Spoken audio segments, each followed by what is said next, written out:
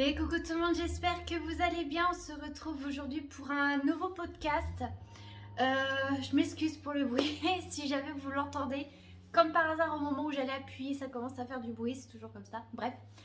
On se retrouve enfin, oui, parce que le dernier podcast, excusez-moi, il y a le chat qui passe, date du 2 novembre. Je n'ai pas pu en faire avant pour la simple et bonne raison que entre les fêtes, mes tendinites qui vont et viennent et le mois de janvier qui a été extrêmement chargé.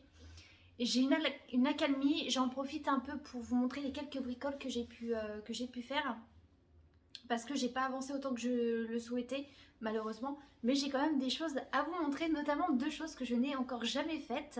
C'est des tests plus ou moins réussis, vous allez voir. Alors, on va commencer par eux. Alors, oui, il y a encore il y a encore l'étiquette, c'est des pots de bougies de Ikea.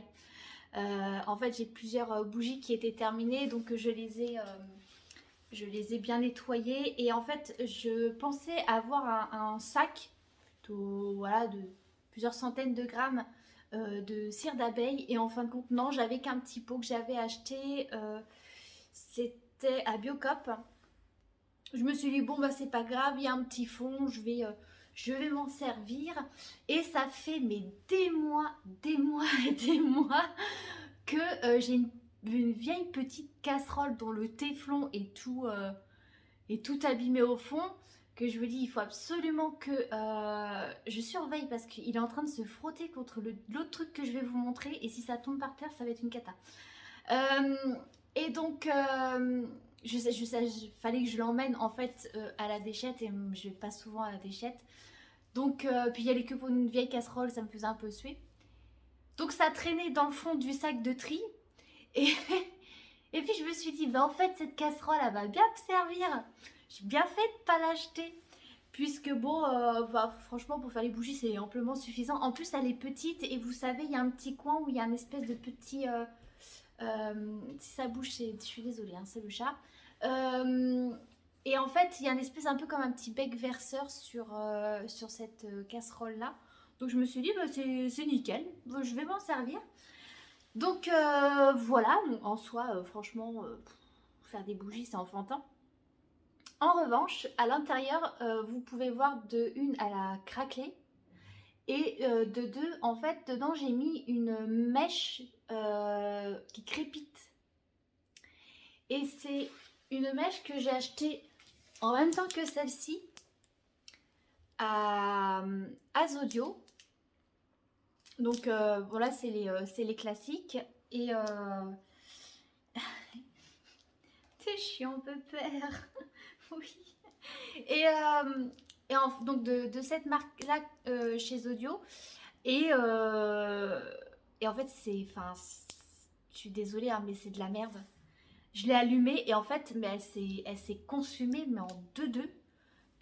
Vraiment une cata. La cire, elle a à peine eu le temps de chauffer, quoi. Donc, bah, j'étais un peu déçue, je vous cache pas. Donc, je vais retenter. Il faut que je la refonde et que je remplace par celle-ci. Le souci de celle-là, c'est qu'en fait, elles sont vraiment pas très grandes. Les mèches, elles font 7 cm. Et moi, la majorité de mes pots doivent faire au moins 15. Donc, bah, ça va pas du tout.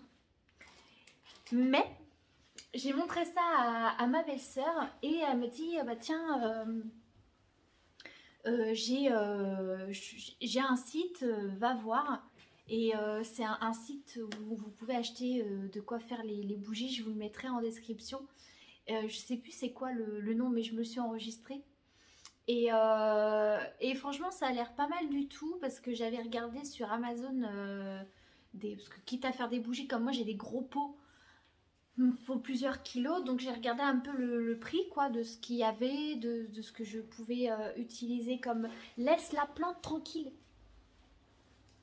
Ayez des animaux, je vous jure. Arrête. Et donc, j'ai regardé un peu sur le site et l'avantage de ce site-là, c'est qu'en fait, suivant le le type de bougie que vous voulez faire, il va vous recommander une cire par rapport à une autre. Et les prix finalement étaient plus attractifs sur le même produit que Amazon. Donc je me suis dit, bah, je vais prendre sur ce site. Ils proposent différentes mèches. Il y a des petits kits un peu de démarrage pour que vous ayez un minimum de matos. Vraiment, il a l'air pas mal. Donc je vous le mettrai en description si jamais vous aussi ça vous intéresse de faire des bougies. Nous dans la famille, on adore ça. J'aime beaucoup quand il fait sombre, que ça fait déjà suer d'allumer la lumière, une petite bougie ou quand on a fini de faire ménage, j'aime bien mettre une bougie qui sent bon ou juste quand j'ai envie de chiller et me mettre dans une bonne ambiance. J'ai une guirlande en fait dans ma chambre. À la base, c'était une guirlande que j'avais mis pour Noël, mais je la laisse toute l'année parce qu'elle a elle a une lumière chaude en fait. C'est pas une guirlande colorée, c'est une guirlande classique, quoi, basique, mais avec une lumière vraiment chaude et je la mets toujours en constante, je la mets pas à clignoter. Donc ça me fait une petite ambiance déjà de base avec les petites bougies et tout, super sympa. Voilà, donc c'est pas un fail, mais voilà, c'est à améliorer, c'est à peaufiner. Je m'entraîne un peu sur ce petit pot parce que en fait j'ai récupéré. Nous on aime bien manger les mojettes, les pois blancs et donc on achète, bah, vous savez les conserves en verre puisque bah, le verre ça se recycle plus facilement que les conserves en alu. Et je me suis dit, bah tiens, j'allais descendre le tri. J'ai fait, mais en fait, je me les garderais bien. Donc je les ai lavés et tout. Et le plus chiant, en fait, c'est enlever les étiquettes. Les étiquettes, il y a des pots, ça s'en va tout seul. Et d'autres, c'est une misère. Je pense qu'il va falloir que j'use de mon dissolvant aussi pour enlever la colle. Ah bah ça risque pas de s'enlever les étiquettes sur leur peau, hein, ça c'est sûr. Donc j'ai récupéré plusieurs pots de ce gabarit là. Donc je sais pas, le pot il doit faire facile 20 cm de haut. Si c'est pas même un peu plus. Et donc ça va me faire une belle quantité et je pourrais mettre 2 mèches dedans. Voilà, donc pour 2 fois plus de lumière, 2 fois plus de chill, ça va être trop bien. Voilà, donc c'est une première expérience, c'est pas un fail, c'est pas une réussite, c'est à améliorer. Ensuite, là par contre, je sais pas. Je sais pas parce que je connais pas, il faudrait que je me renseigne. J'aime beaucoup les terrariums. Et j'ai ma belle-sœur qui en a fait un très joli qu'elle a offerte à notre mère. Et ma mère, franchement, elle s'en occupe pas. Elle est grand max 2 fois dans l'année, elle va mettre un petit coup de pchit histoire d'eux. Mais je veux dire, le truc fait sa life et ça se passe super bien. Bon, moi j'ai voulu faire pareil.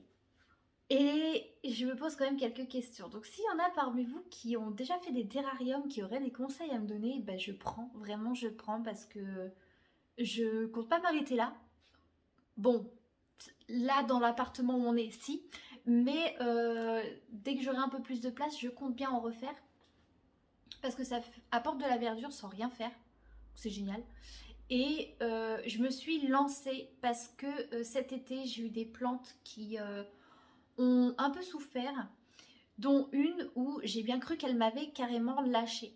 Et il me restait en fait un bout de tige. Tout le reste était mort, donc j'ai enlevé.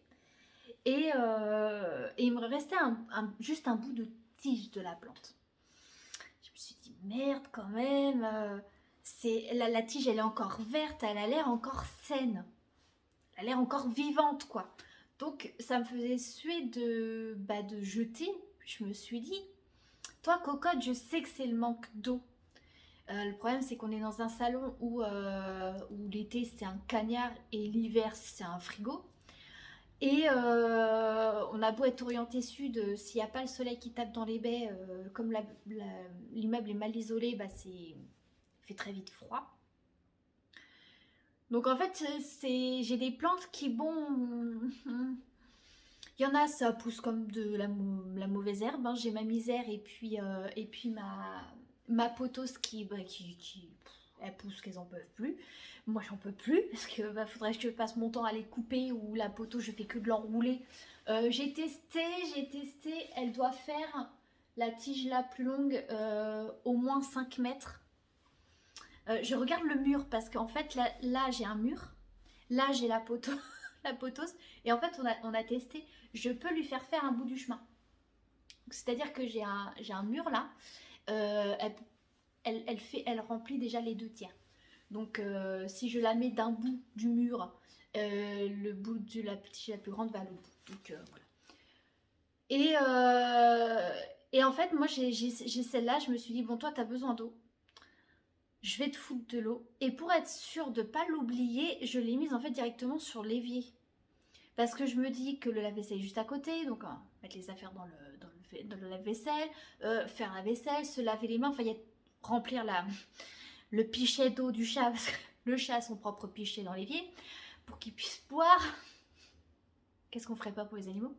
Et je me suis dit, au moins, je suis sûre d'avoir toujours l'occasion de la zioter pour voir si elle a toujours besoin d'eau. Donc, en fait, c'est... ah bah, vous voyez, c'est un excellent exemple d'une plante qui a grand besoin d'être arrosée. Vous voyez, elle est toute flagada. Donc, il faut que je l'arrose sévèrement. De temps en temps, je leur donne des petits bains à ces plantes-là parce qu'elles ont... Je sais plus c'est quoi le nom. J'ai pas l'étiquette. Mais c'est des plantes. L'avantage, c'est que quand elles ont soif, elles vous le montrent vite. Et je leur donne des bains de temps en temps parce que comme ça a besoin de beaucoup d'eau. Donc en fait, c'est dans ce style-là. C'est des plantes qui vont très bien en terrarium. Et en fait, ce que j'ai fait, c'est que ces plantes-là, comme elles ont besoin de pas mal d'eau, je les arrose par-dessus jusqu'à temps que la coupelle soit pleine. Parce que, je ne sais pas si vous le savez, mais quand l'eau, vous arrosez vos plantes, ça ruisselle. Ça trace des sillons jusque vers le bas, puisque ça a tiré vers le bas. Et en fait, toutes les racines n'ont pas accès à l'eau. Donc la plante ne peut pas boire correctement. D'habitude, moi mes plantes, je les arrose par la coupelle, toutes celles qui ont des coupelles bien sûr. Et celles-là, je les arrose toujours par le haut jusqu'à temps que la coupelle soit pleine, parce que comme ça après ça fait un système d'éponge au niveau de la terre. La terre va tout simplement absorber, mais absolument sur toute sa surface, l'eau, et comme ça va remonter. Jusqu'à temps que la coupelle soit vide. J'ai par exemple un papyrus que je passe mon temps à lui remplir la coupelle parce que c'est une plante qui boit énormément. Donc elle a sa petite gourde. J'ai mon papyrus qui a sa petite gourde. Donc régulièrement je lui remets de l'eau dans la coupelle. Et de façon à ce que la terre soit toujours détrempée en fait. Et je le vois bien parce que dessus ça se voit que la terre elle est bien humide. Et là, elle est en train de reprendre la plante parce que je lui donne pas mal d'eau, donc elle est heureuse.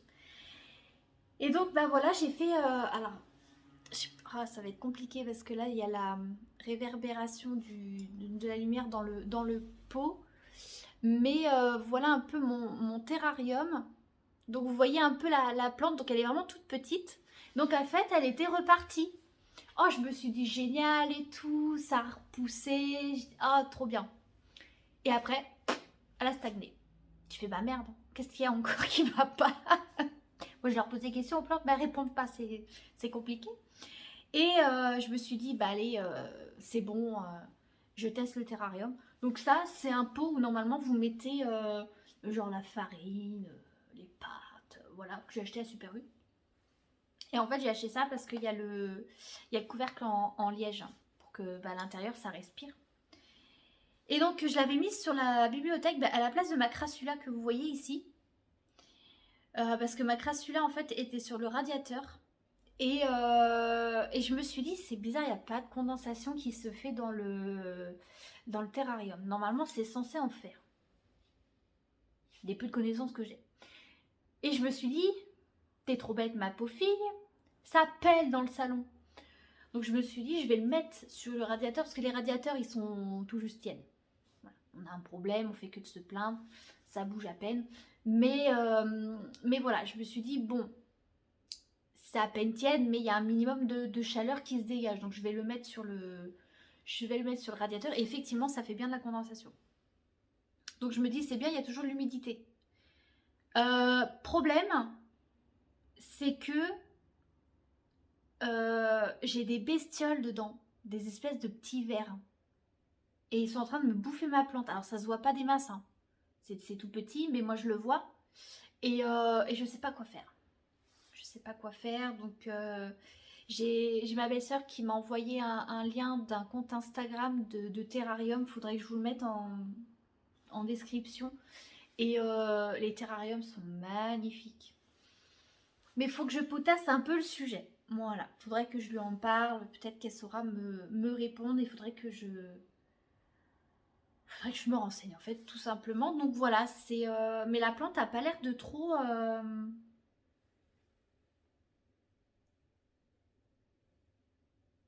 Mais en fait, j'ai l'impression qu'elle est pas en forme, quoi.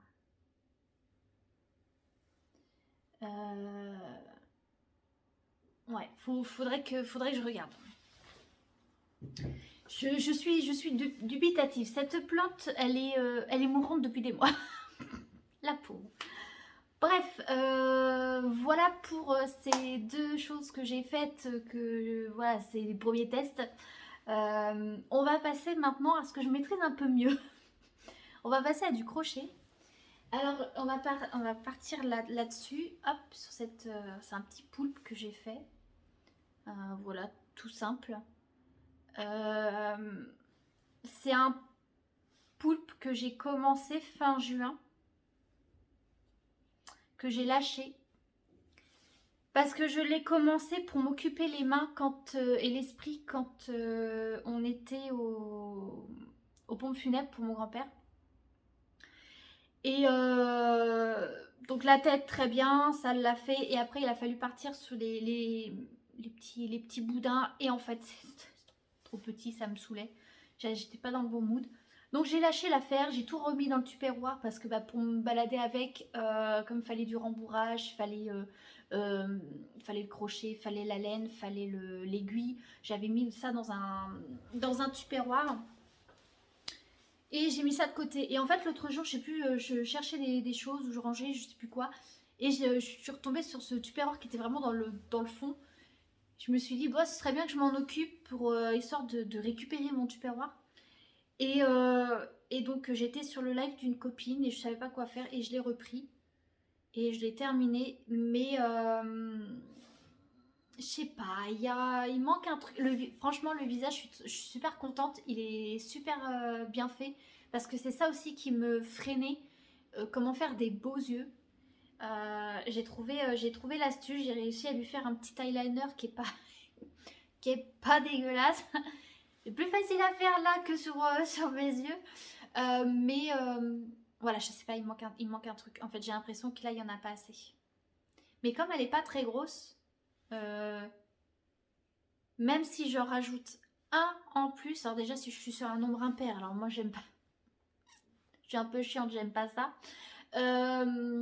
Mais je sais pas, il y a un truc qui va pas à améliorer. Voilà, c'est réussi, c'est pas un flop, mais ça peut être amélioré. Voilà. Il manquerait peut-être des petites joues rouges, un peu comme les miennes, vous voyez, les petites joues rouges, je sais pas. Il manque un petit truc. Ensuite, je me suis mise à faire ça. Et il est trop mignon. Oui, il n'est pas parfait lui non plus. Hein. Mais il est trop mignon. Avec sa petite queue derrière. Donc il s'agit de Taz. Alors Taz, c'est un personnage dans un dessin animé français.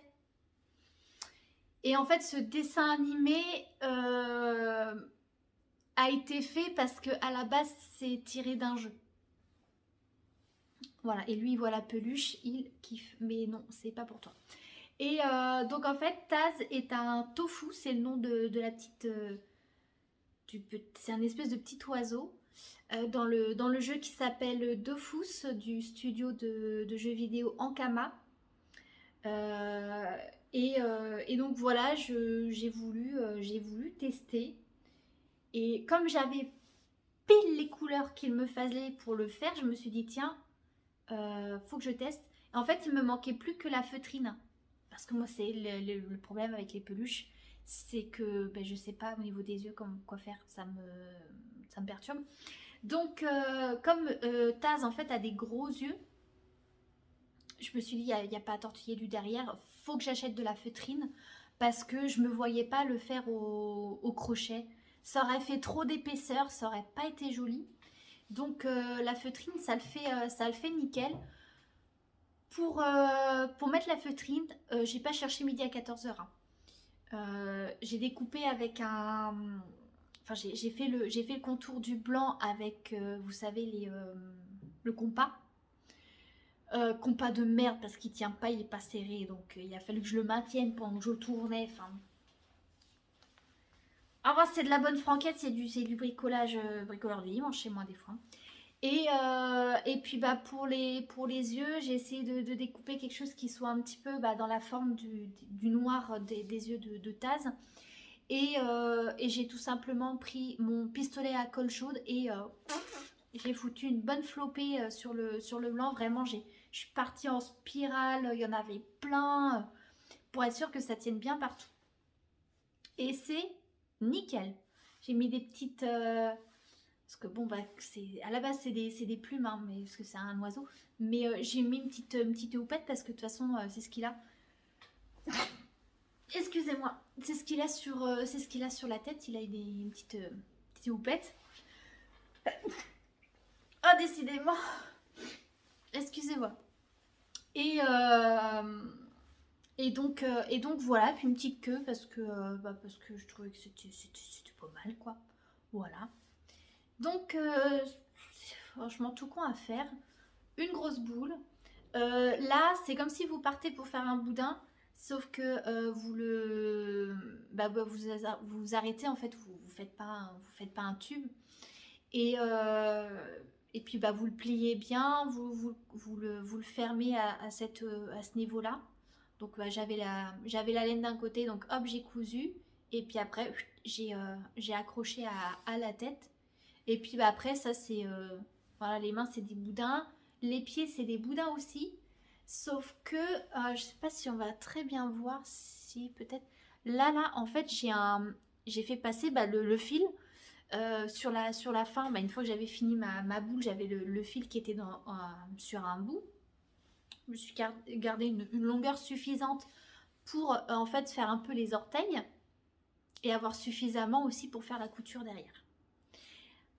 Petit problème, c'est qu'il n'a pas un très bon équilibre, Taz. Il a un petit peu de mal à tenir tout seul et une fois que vous lui avez trouvé la position, il tient tout seul. Il ne faut absolument pas qu'il y ait un coup d'heure, un coup de vent, un petit coup d'air, c'est mort, il tombe. Donc, mais voilà, je trouve assez mignon. Je sais pas combien de temps ça m'a pris. Je sais pas.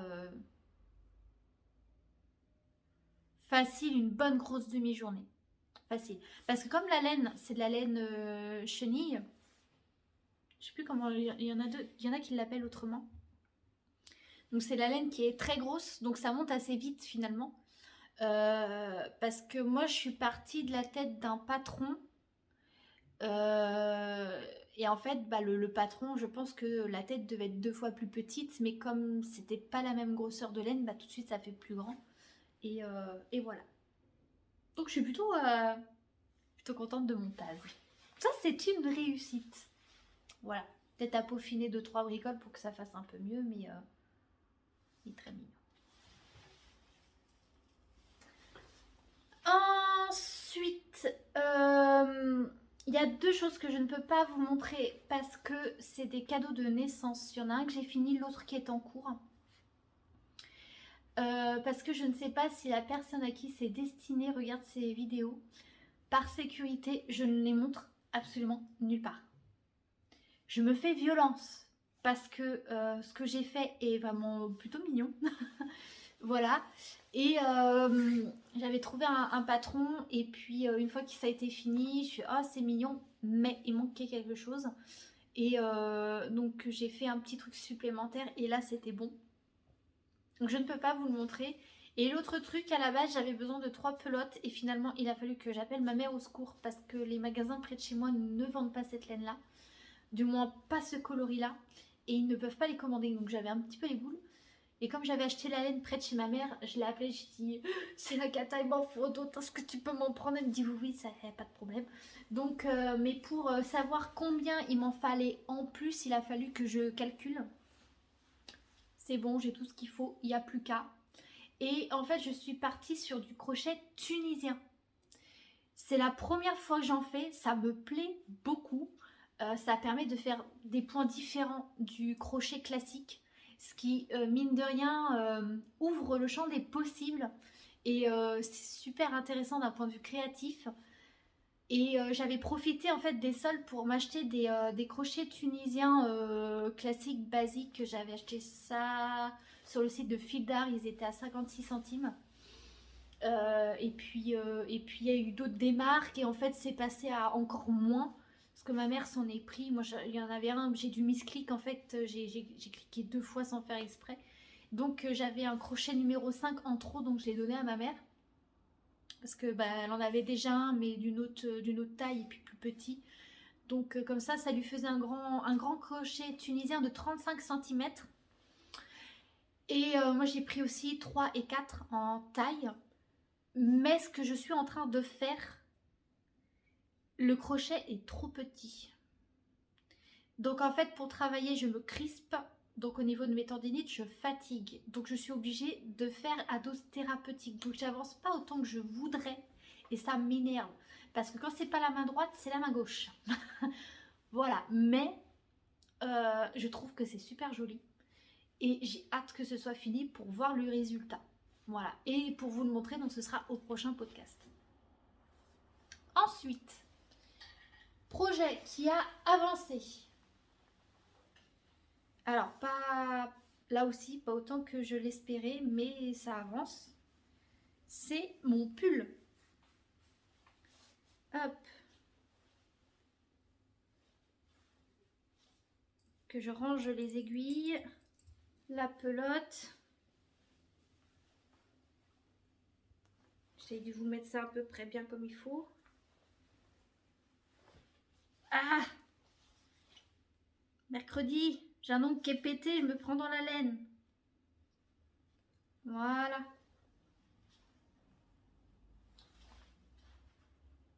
Donc là, j'ai tout le corps qui est terminé. Je suis en train d'attaquer une des manches.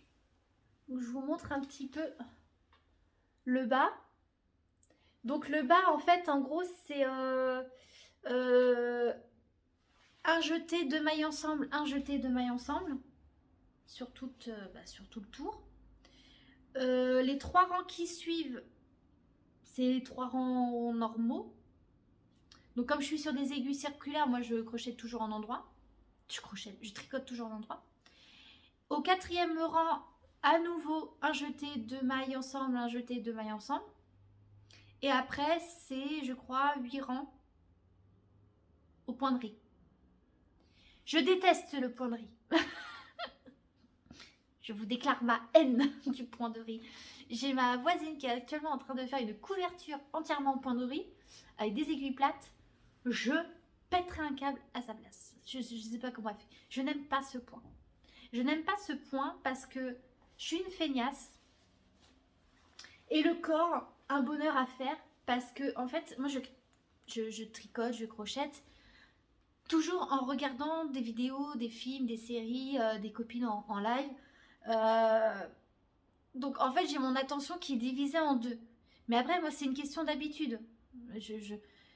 J'ai commencé par jouer aux jeux vidéo tout en regardant des séries en anglais. Donc forcément vous allez me dire, anglais étant pas notre langue maternelle, ça demande déjà un minimum d'attention. Surtout que j'avais pas toujours les yeux sur la série, je l'écoutais plus que je la regardais tout en jouant. Mais c'est une question, enfin, c'est une gymnastique. En revanche, le point de riz, il faut faire extrêmement attention. Et moi, ça m'énerve. Parce que le manque d'attention, ça peut foirer. Et puis c'est chiant, quoi. Par contre, je sais pas si c'est moi ou quoi, mais quand je me trompe et que je dois défaire enfin que je dois revenir en arrière, donc bah forcément j'enlève les aiguilles, je tire sur le fil et j'ai plus de facilité à reprendre mon travail sans twister les mailles que sur des aiguilles plates. Alors qu'en vrai il n'y a pas de différence, on est d'accord? Parce que j'ai repris à 2 reprises, j'ai dû reculer à 2 reprises. Non, j'ai reculé à 1 reprise et j'ai perdu en fait mes aiguilles. J'ai voulu essayer mon ouvrage pendant Noël. Et en fait, le câble faisait 80 cm, sauf que bah, moi, au niveau du haut, au niveau de la poitrine, je suis à 96. Donc en fait, quand j'ai voulu passer le truc, forcément, ça a tiré. Donc j'ai eu une bonne grosse vingtaine, voire même pas loin d'une trentaine de points, enfin de mailles qui étaient comme ça dans la nature. Et il a fallu que je les retrouve. Ben, j'ai pas galéré. Je vous jure, j'étais en sueur. Oh, j'étais en sueur. J'ai dit non, non, c'est pas possible. Je veux pas les perdre. Donc j'ai réussi à les récupérer et je les ai pas twistés. Ce qui est une aberration me connaissant. Voilà. Moi j'ai mis une croix sur le calendrier. Hein, voilà, il s'est passé ça de miraculeux. Mais bon. Donc j'ai réussi à finir mon corps. Donc là j'attaque les manches. Bon bah ça avance tranquillement quoi. Enfin je me lime l'ongle parce que ça va m'énerver de me prendre tout le temps dans le... Hop. Vous voyez, ça avance petit à petit. Alors par contre, je suis sur des aiguilles de 80. Enfin l'aiguille plus le câble, ça fait 80, je pense. Oui, c'est ça. C'est trop long pour faire les manches. Donc, comme j'ai acheté de la laine pour faire des chaussettes, que ça m'énerve de ne pas avancer aussi vite que je voudrais. Parce que, en fait, le temps de faire un rang de corps, j'ai le temps de faire 4 rangs de manches. Donc, je me dis, génial, j'ai enfin fini le corps, je vais pouvoir attaquer les manches. Paf, ça va enchaîner, il y a certes 112 rangs à faire, mais je m'en fous, ça va aller vite. Ben, ça va pas vite parce que je suis moitié en train de faire le système de Magic Loop. Je fais un mix de Magic Loop et de normal. Parce que j'essaye de tout tasser, mais avec le fil tendu et non pas le fil coupé en... Enfin, les mailles divisées en deux pour faire le Magic Loop. Parce que ça m'agace. Enfin, j'ai l'impression de passer la moitié de mon temps à répartir les mailles, à machiner, à bidouiller, que réellement à tricoter. Donc ça me frustre parce que je me dis que ça devrait aller vite et finalement j'ai l'impression de ne pas aller vite. Donc je me suis dit, il me faut un câble plus petit déjà d'une pour faire les chaussettes et ça pourra m'aider aussi pour les manches. Petit sous-saille, il n'y avait pas de 4 mm. Voilà, et moi je tricote avec du 4. Donc je me suis dit, non de Dieu, il n'y a rien qui va. Donc je demande à la vendeuse, j'ai fait excusez-moi, vous avez plus de 4 mm en stock? Elle me fait non mais j'ai une commande qui va plus tarder à arriver. Je fais est-ce qu'il y a moyen de m'en mettre un de côté? Je m'en fous, je vous le paye maintenant pour me le réserver quoi. Pour être sûr que je me retrouve pas encore comme une andouille avec les deux portants de 4 mm qui sont vides. Donc elle m'en met un côté. Et donc j'ai pris du 3 mm. Donc des aiguilles courtes, parce qu'il y a l'équivalent en long. Donc j'ai pris du court. Donc c'est en bois de la marque Prime Knit Pro. Et j'ai pris également le câble de 40... Alors je pense pas que ça fasse 40 cm hein, parce que le câble en lui-même il fait pas 40. Mais je pense que ça plus ça, on doit s'approcher des 40. Donc, ça me va. Parce que je lui ai demandé, j'ai dit, mais on est d'accord pour les chaussettes, ça ira aussi. Puisque je fais là, je prends pour des manches, mais également pour des chaussettes. Elle me dit, oui, il n'y a pas de problème. Elle me fait, sinon, j'ai pour chaussettes où en fait vous avez une aiguille, donc c'est des aiguilles de 2 mm, vous en avez une qui est un peu grande et l'autre qui est un peu plus petite. Comme ça, bah, suivant ce que vous faites, vous prenez un côté ou l'autre. Donc voilà, et je lui ai dit par contre, pour les aiguilles, pour tricoter des chaussettes, au niveau de la laine, faut que je prenne la taille la plus petite. Elle me dit oui, oui. Donc là, ce que je vais vous présenter, il y a une laine où il faut que je tricote en 2,5. Sauf que bah, ça commence qu'à partir de 3. Elle me dit par contre je vais pas avoir plus petit. J'ai dit c'est pas grave, moi je vais essayer d'adapter ma manière de tricoter, peut-être plus serré, de façon à compenser la taille d'aiguille. Parce que après j'ai des aiguilles circulaires de 2 ou 2,5 je crois, mais le câble va être trop grand. Donc à voir. Donc pendant les soldes, je me suis pris, ah oui j'ai une autre pelote de laine que je me suis pris aussi pendant les soldes, sur Filda. J'ai pris une pelote, elle est énorme, franchement elle est mastoc, hein. En bleu marine. Je vais aller vous la chercher, ce sera plus simple. Voilà, j'en ai profité pour me couper l'ongle et le limer vite fait pour pas me prendre dedans, la magie du montage. Donc voilà, c'est une grosse pelote comme ça. Voilà. Donc de la marque Pingouin, donc c'est que de l'acrylique. Elle fait 400 grammes et elle fait plus ou moins 1200 mètres. Une pelote comme ça vous permet normalement de faire un pull en taille 42. Donc moi je fais du 38, donc je suis large. Je sais fichtrement pas ce que je vais faire comme pull avec. Ce sera obligatoirement, parce que je suis tombée amoureuse des aiguilles circulaires, donc ce sera obligatoirement quelque chose en aiguille circulaire. Même s'il faut faire du plat, ce sera de l'aiguille circulaire, parce que j'ai des aiguilles qui sont plates, qui sont plutôt grandes, d'accord. Donc je suis plutôt à l'aise pour tricoter à plat, mais avec un câble de 80 je suis encore plus à l'aise. Et même si je veux faire un gilet, ben, au moins je peux faire l'entièreté du corps. Et puis après, paf, je rajoute les manches et on n'en parle plus. Excusez-moi, je surveillais le chat. Donc voilà, j'ai pris la pelote, elle est à 13 € et des brouettes. Je l'ai payée 6,79 je crois. Elle était à 50% pendant les soldes. Donc voilà, je sais pas si je fais un petit pull, si je fais un petit gilet. J'en sais rien. J'ai plein de patrons, faudrait que je regarde. Parce que le souci, c'est que j'ai pas encore le niveau en tricot pour adapter les patrons en fonction de la laine. Ça, je ne sais pas faire. Au crochet, je me dis, j'ai moins de scrupules, j'ai moins de stress, j'ai moins de problèmes à défaire, à refaire, parce que je trouve qu'au crochet c'est plus facile de revenir en arrière. Tricot pour moi c'est déjà un peu plus stressant. Voilà, donc je sais pas. Je sais même pas si je vais le faire au tricot, je sais pas si je vais le faire au crochet, je sais pas. Tout dépendra de si j'arrive à trouver un patron qui m'inspire et un patron qui soit dans la taille indiquée. Donc c'est crocheté, tricoté avec du 4. Voilà. À voir donc.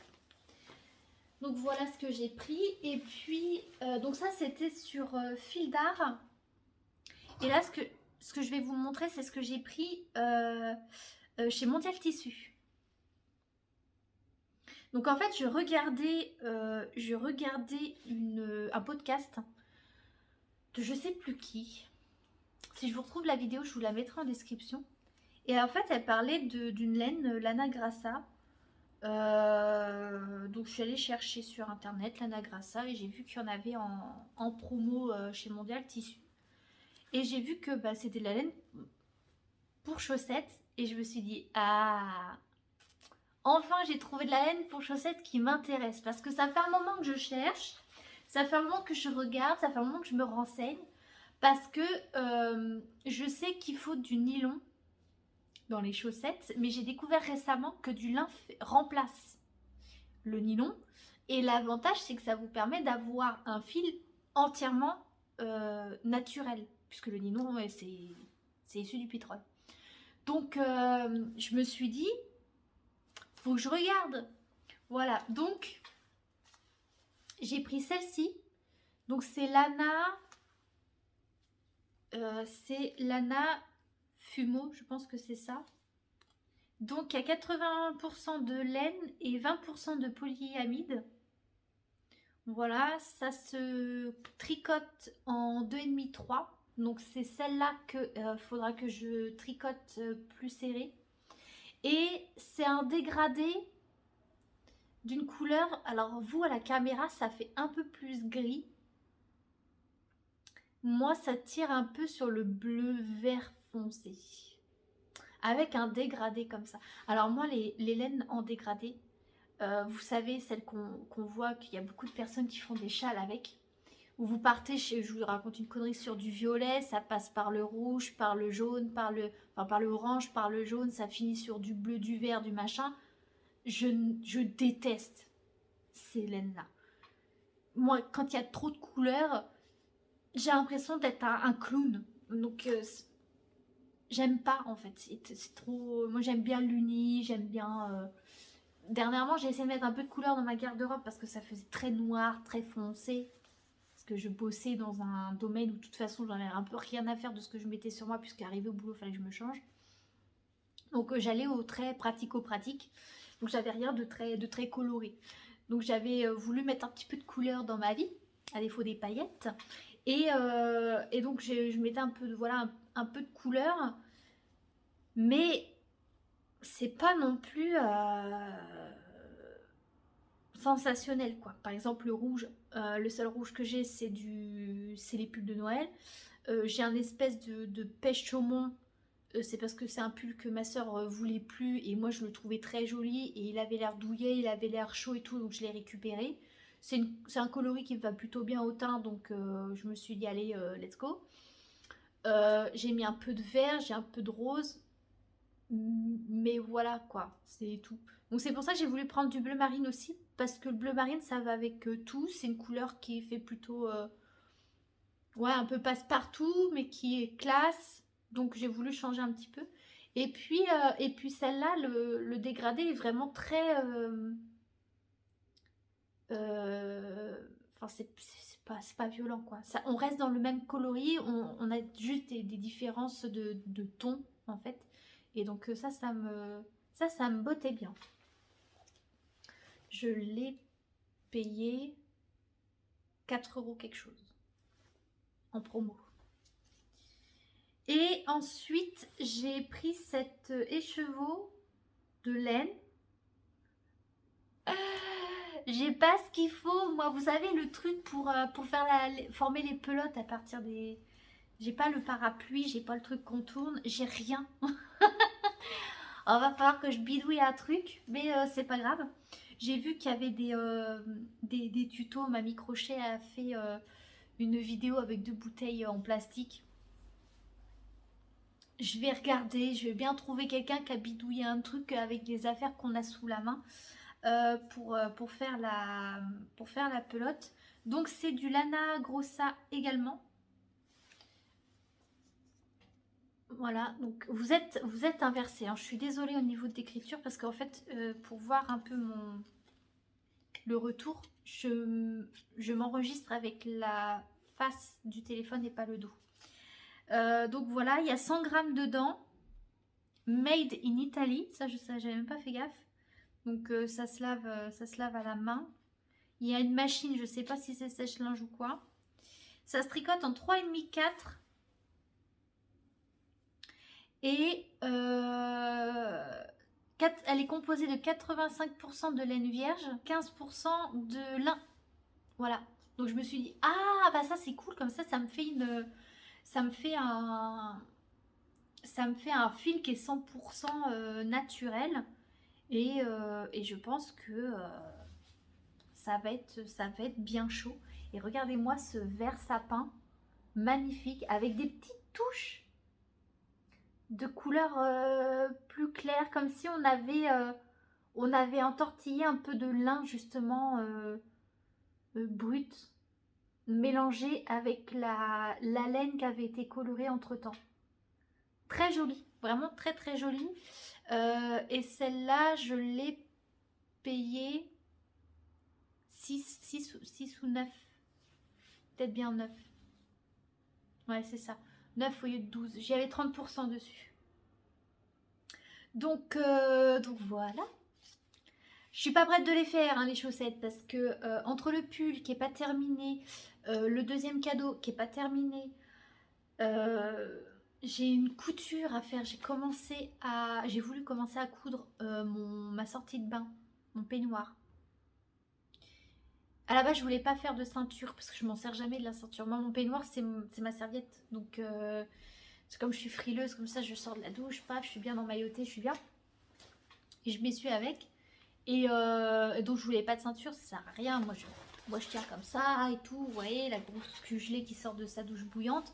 Et mais bon, en fait, quand j'ai découpé mes pièces, j'avais une bande. Donc je l'ai redécoupé et je me suis dit, ok, c'est bon, j'ai compris le message. Bon, je vais faire une ceinture, étant donné que j'avais déjà cette bande de prête.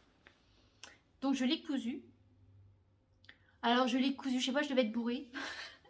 C'est pas droit. Déjà le tissu, enfin la coupe, elle est pas droite.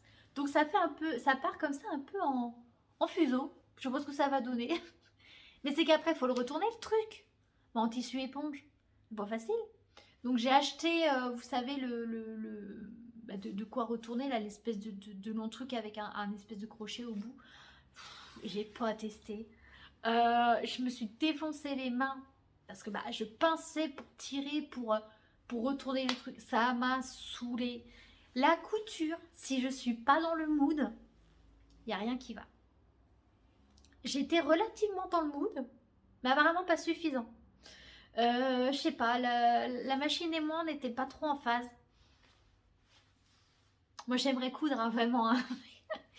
Mais bon, ça veut pas, ça veut pas. Mais c'est pas grave. Je m'avoue pas vaincue. Je vais y arriver à le faire, ce peignoir. Ça va être vraiment de la couture à l'arrache. Hein. Préparez-vous psychologiquement au podcast où je vais vous le présenter. Parce que je pense qu'il y aura plein de trucs qui n'ira pas. Ça sera fait, ce sera vite fait, bien fait, ni fait ni à faire, je sais pas. Prenez-le comme vous le voulez, mais mon avis, ce sera un peu une cata. Je le sens comme ça. Voilà, écoutez, c'est ce que j'avais à vous présenter.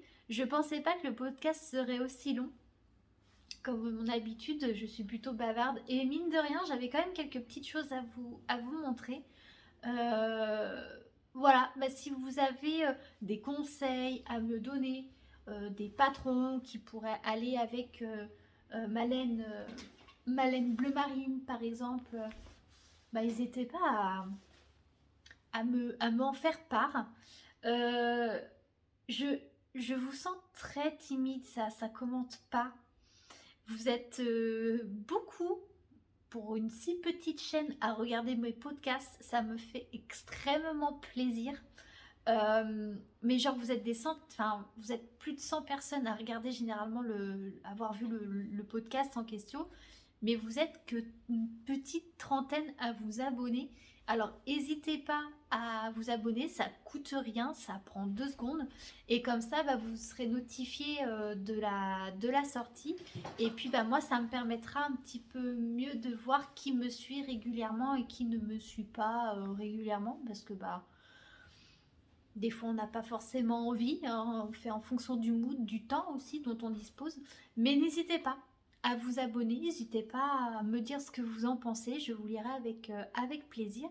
Et moi j'espère vous revoir bien plus tôt que là pour un prochain podcast. Je vous embrasse bien fort, prenez bien soin de vous, à très bientôt.